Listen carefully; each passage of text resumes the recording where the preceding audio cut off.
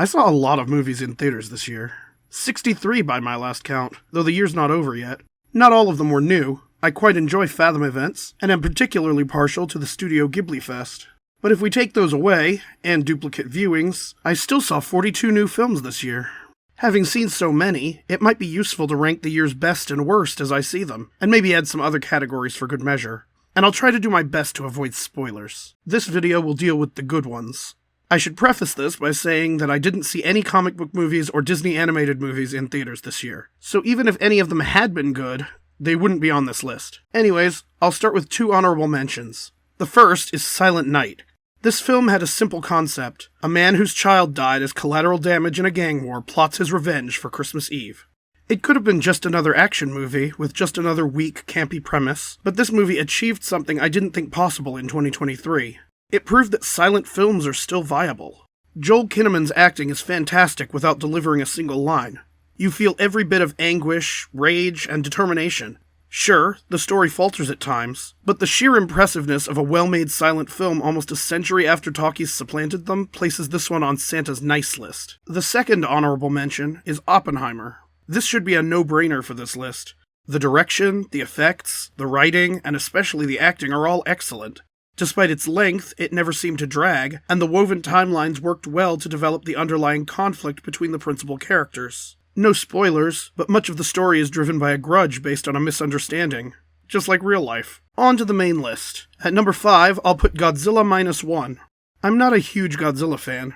I've really only seen the 2 versions of the first film. The serious Japanese denunciation of nuclear warfare, and the strange Americanized version where Raymond Burr has to explain everything to the audience because Hollywood thought we were all idiots even back then. I may also have seen one of the American ones, the one with the soundtrack most likely, but it's completely blocked from my memory if I have.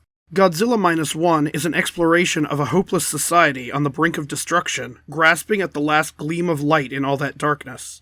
It is absolutely worth seeing in theaters, so I'll leave it at that and not spoil anymore. Number 4 is Equalizer 3. Denzel Washington returns as a retired government agent who seeks peace in a world of chaos, and enforces morality when criminal forces tip the scales in their favor. In this outing, Robert McCall is injured in Italy when a mob family sets its sight on the small, picturesque rural community that took him in. This film struck me more than any other this year for its world building and character development. The portrayal of the tight-knit Italian community rang authentic, while adding a subtle elegance that the previous films in the series lacked.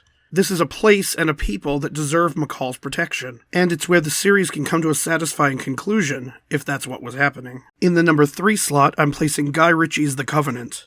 This was the better of the 2 cinematic condemnations of the Biden administration's disastrous pullout from Afghanistan.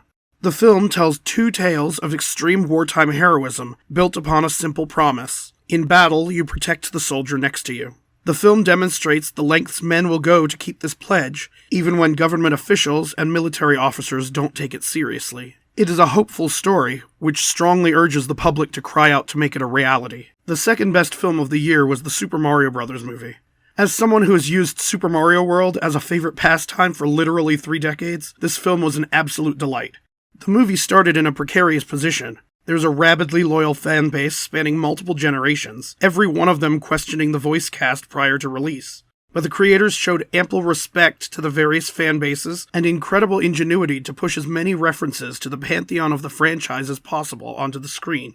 They dispelled the fans' fears at every turn and put together a solid Mario storyline. The story was simple, which disappointed some in the audience, but that story was all it needed to succeed in establishing what could become a wonderful franchise in the future. Before I continue to the best film of the year, I want to shout out a couple of movies that didn't make the list but hold special rankings. The first is a movie that I found surprisingly good. That is, I had low expectations walking into the theater that were wildly exceeded. This film was The Killing Room. This straightforward story about the owner of a failing art gallery agreeing to launder money for a criminal syndicate, only for their fake artist to become unintentionally famous, turned out to be an intensely witty indictment of the modern art community as a whole. The second shout-out I want to make is the best film that I didn't see in theaters this year. That honor goes to Sisu. This one didn't come to my theater at all, else it would probably be on the list with a number. Sisu is a quintessential action movie, one of the best, if not the absolute best, in recent years. I highly recommend you see it for yourself. And the best new film I saw in theaters this year was an anime called Blue Giant. This film follows a group of young jazz players who hope to become the best performers in the country.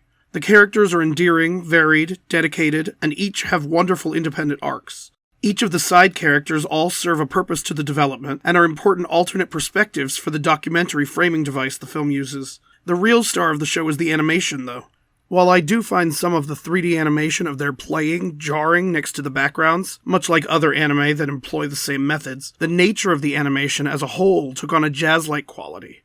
Sometimes the visuals seemed as improvised as the musical solos, and that is a tall order, since nothing can be left to chance in animation.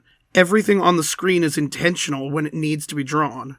I never read the manga, so I don't know how well the film adapts the original story, but I would place this film among the likes of Akira and Paprika in terms of sheer animation beauty. This film had a one-day, one-showing theatrical run in my theater, and I left wanting to see it again immediately. It's that good. Thank you so much for watching. Let me know your favorite movies of the year in the comments section below. If you liked this video, please consider clicking the little buttons below and subscribing to the channel. Thanks again, and I hope to see you in the new year.